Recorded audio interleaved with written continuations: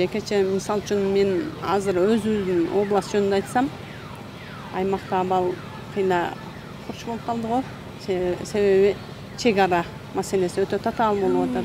Ушуга көбүрөөк көңүл бурулса жакшы болмок. Мен айтарым ушунда. Анан ошо чек арада жашаган элдерге жеңилдиктер көбүрөөк берилсе деп ойлойм. Окуу жайларга мисал үчүн окуучуларды көбүрөөк тартса, биздин балдар кайра эле ошол өзүнүн областка барат турабы, кадр жетпеген кадрларыбыз бар. Ошолор жетишет деп ойлойм да. Ошон үчүн көбүрөөк көңүл бөлүнсө жакшы болмок.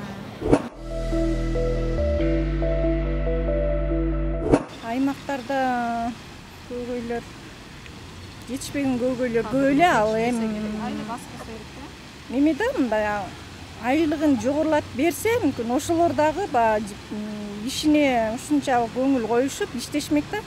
Айлыктын астыгынан дагы жетишпестигинен да көп мугалимдер жумушун таштап ар кайсы жака кетип атат да. Ошо айлыгын көтөрүп берсе, мугалимдер да көңүлдүү болуп иштешсе.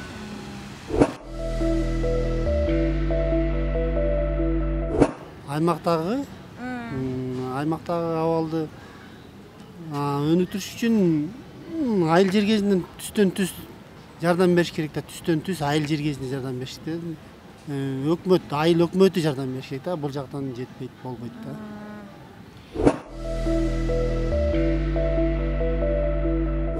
Мен багы союздун убагында эле болсо ошондой деп ойлойм. Андай эме жок, ал убагында жакшы болчу да, бир союздун убагындагы кестей болсо эле жакшы болмок да.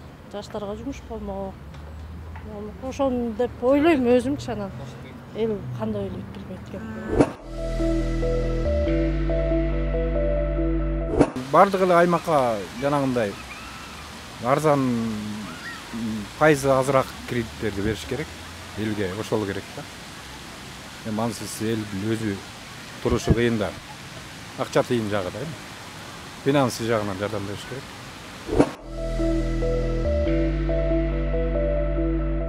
Эми бизде Кемин районунда эме ачылган, алтын кен болуп, бюджетке аябай чоң салым кошулуп атат.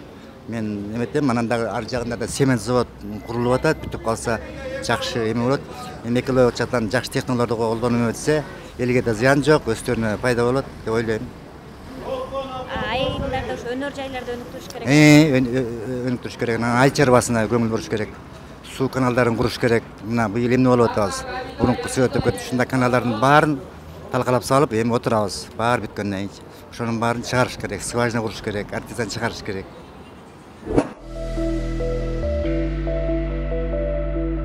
Мисалы мен оюм баягы колхоз убагында, союз убагында эле кылса эле көтөрүлөт. Анан мисалы азыр арпа мисалы көтөрүлдү да 25 сом болду. Жүгөр билбейсиз канча болот. Былтыр болсо арпа 9 сом болсо, быйыл 23 болот. Ошондо мына арпа 9 болгондо чоңдор эле алып өткөрчү бизнесмендер. Башка эмегечи, границадан ары. Азыр арпа 23 болду. Эмне себептен? Суу жок, ошон үчүн көтөрүлдү. Быйыл эми малдын баары эле кырылбаса эле болду да, чөп да кымбат. Анын баарына эми гос деген чуркаш керек да, мисалы сууну да бөлүп бериш керек. Серьезно айткандачы. Айыл жер кезине эмне керек? Айыл жер кезине айылдан чыккан өзүнүн продукциясын өткөрө турган, тапшыра турган жер керек болду, ошол эле. Мисалы биз деген малым каяка тапшырарын билбейт, базарга алып келишет. Базарда болсо эт арзан. Биздин базардын ички өзү алганы аз эле нерсени алат. Сыртка экспорт болуп турса, айылда ошо малында жакшыраак сапа түзүн бага баштайт эле. Будайында сапа түзүн себишмек экспорт болсо. Азыр мисалы үчүн союздун кымбаттап кеткени ошондон болду го. Союзда эч ким тикпей калды эле, 105 сом болду. Эндиги жылы элдин баары союз тигет эми.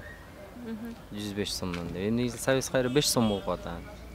Биз өткөргөнгө жерибиз жок да, ошон үчүн биз артта турабыз да. Соода саттыгыбызды биз сыртка чыгара албагандан кийин биз каяка өнүгөбүз? Өнүгө албайбыз. Бирөө жака өткөрөйүн десең, бир тааныш керек, чоң керек. Андай карапайым элдин ар биринде боло бербейт да.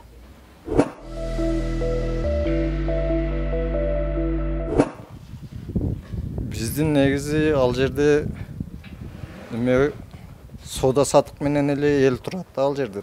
Через Тажикстан эле Тажикстан менен мамиле кылабыз. Ошол жактан ал жердегилердин көп эле контрабанда менен эме кылат негизичи. Ошо контрабанда менен эле кармалып турат эле да ал жер. Азыр жабылып элдер да кыйналып эле турат негизи.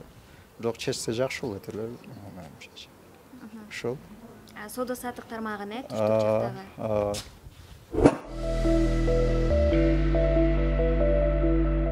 Аймактарга азыр биринчиле эмеде суу жетпейт бе? Баары көйгөй суу болот бе азыр элдин бүт эле эмес.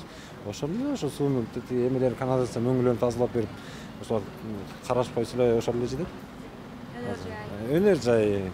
Айланып келгенде эле айтпайм, ал деле айламактар элдер өздөрү эле өзү пойласа эле өзү карышка өздөрү себеби бар. Ошондо суусун жеткирип бере албайт бе? Каналдарын тазалап бере албайт жатат өкмөттө. Ошол минусу. Завод, фабрикаларды куруш керек. Ошол. Бардык жерлерде, Бардык областтарда, райондордо.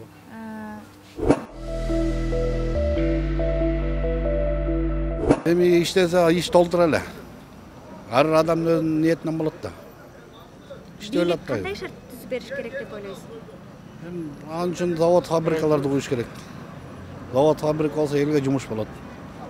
Мен ойм ошондой. Чечүү үчүн бул башка мамлекеттен инвесторлор тартып биздин ушул Кыргызстанга чоң-чоң фабрикалар куруш керек. Кыргызстан жарандарына ошондой ар кайсы тармактагы фабрикаларды, чоң-чоң заводдорду курсак, биздин ошо жумушсуздук жоюлат деген ойдомун.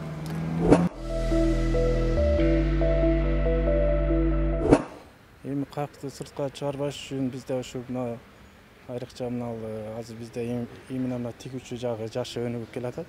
Ушу жака көбүрөөк көңүл бурушса, анан келечекте ушу завод, фабрикаларды салса, ушуларга биздин ушу өз Кыргызстан жергесинде эле калгысы келет го дейм көпчүлүгү.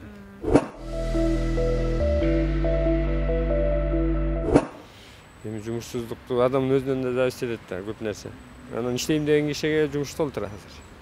Оокат кылам деген киши. Анан бул жумушсуздук деген бул жалкоолордун эле шылтоосу көбүнчө эле. Жалкоо адамга жумуш берсең иштебейт да.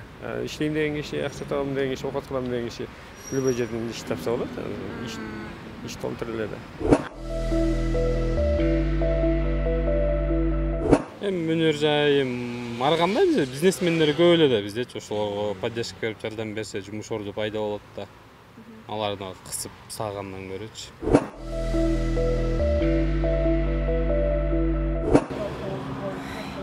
Жумушсуздук эми биринчиден эми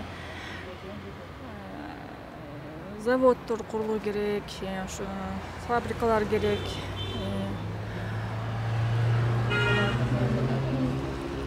Ошо эми туризм жагыбызды өнүктүрсөк болот. Ошого эми